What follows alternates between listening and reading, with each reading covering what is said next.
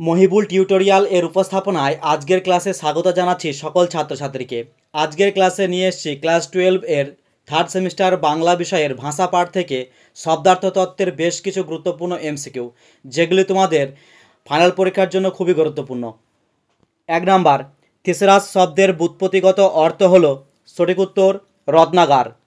2 নম্বর প্রশ্ন, শব্দের বিশাল জগৎকে সুশৃঙ্খলভাবে বিন্যাস করার একটি নিদর্শন হলো, সঠিক উত্তর থিসরাস।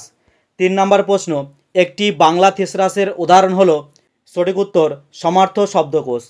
4 নম্বর প্রশ্ন, দারুণ শব্দের আদি অর্থ, সঠিক উত্তর কাষ্ঠ নির্মিত। 5 নম্বর প্রশ্ন, গোষ্ঠী শব্দের আদি অর্থ গবাদি পশুর থাকার জায়গা এবং বর্তমান অর্থ সমূহ।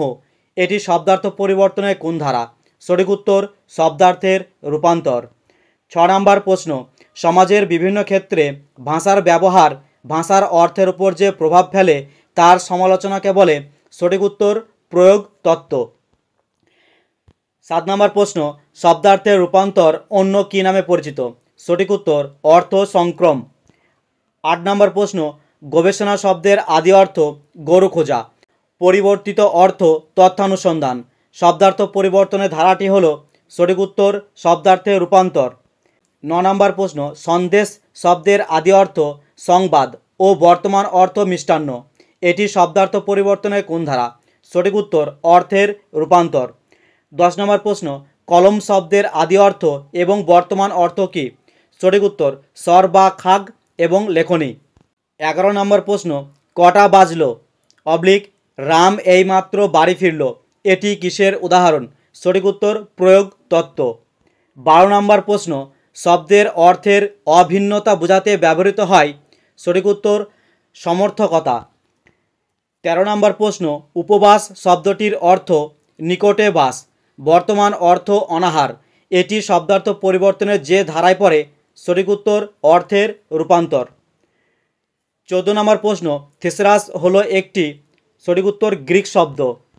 15 নম্বর প্রশ্ন, শব্দার্থের প্রথম ভাগটির নাম হলো, সঠিক উত্তর সাধারণ অর্থ।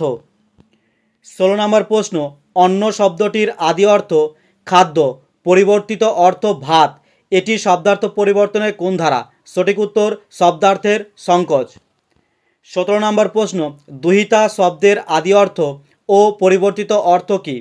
সঠিক উত্তর দুগ্ধ দহনকারিণী ও কন্যা। 18 নম্বর প্রশ্ন, শব্দের অর্থ পরিবর্তনকে কত ভাগে ভাগ করা যায়? সঠিক উত্তর 3 ভাগে। 19 নম্বর প্রশ্ন, মৃগ শব্দের আগে অর্থ ছিল বন্যজন্তু, কিন্তু বর্তমানে অর্থ হলো হরিণ, এক্ষেত্রে ঘটেছে, সঠিক উত্তর অর্থের সংকোচ। 20 নম্বর প্রশ্ন, উজবুক শব্দটি শব্দার্থ পরিবর্তনের কোন ধারায় পড়ে?